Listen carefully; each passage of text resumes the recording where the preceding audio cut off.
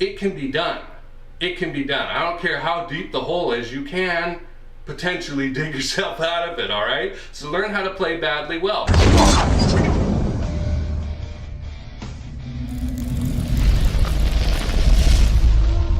Hi, this is Jason Kanigan, President of Sales on Fire. We're going to talk about an important concept today, important to you, whether you're a newbie or somebody who's highly skilled and experienced with their craft.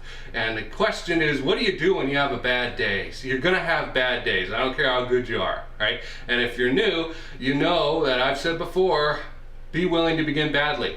And that means if you're playing golf, for example, you're going to screw up some shots, right? So what do? Well, if you're a regular, everyday garden variety human being, you're going to start negatively self-talking, right? Oh man, I screwed up, it's not going to work.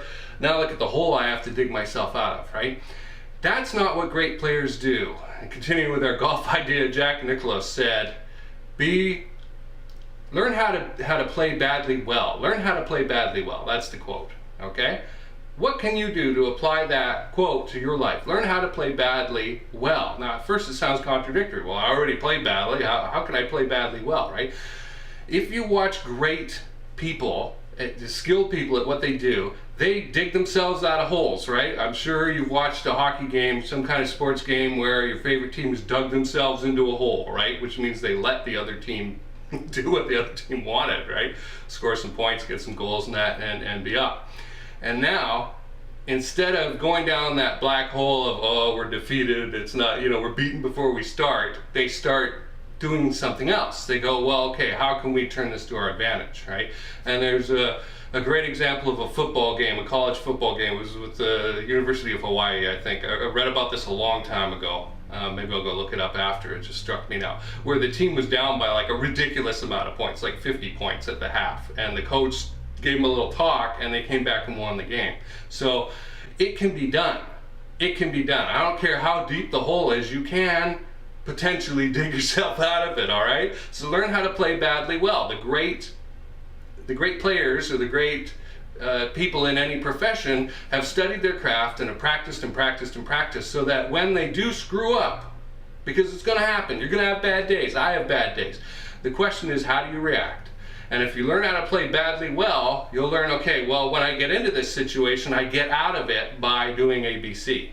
All right, step 1, step 2, step 3. That's how I get out of it. And that is far more positive, I'm sure you'll agree, than just giving up and going, oh no, right down into the wallow hole where you'll never be heard of again if you go down there. So learn how to play badly well. Here's another advantage of doing that. You will remember for the rest of your life, trust me, every painful thing that happens to you, all right? And so you will never, the odds are like just incredible, especially if it's a sales tactic or something. You will never miss that opportunity again because these conditions will arise, the situation will appear before you and you go, oh, I remember this one, okay?